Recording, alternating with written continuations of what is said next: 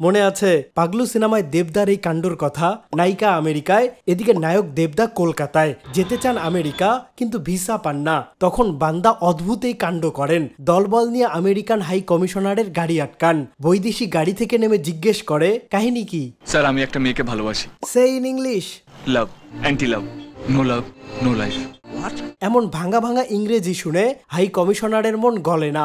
Kerosene. এরপর দেবদা নকল কেরোসিন গায়ে ঢেলে আত্মহত্যার হুমকি দেন। হাই কমিশনার ভয় পেয়ে ভিসা দেবার আশ্বাস দেন। পরের দিন দেবদা আমেরিকার ভিসা পান। অদ্ভুত ব্যাপার। এইসব অদ্ভুত জিনিস সিনেমাতেই সম্ভব, বাস্তবের চিত্র আলাদা। বিদেশে পাড়ি জমাতে কিংবা স্টাডির জন্য যেতে প্রপার ওয়ে অনুসরণ করতে হয়, এক্সপার্ট গাইডেন্সের প্রয়োজন পড়ে।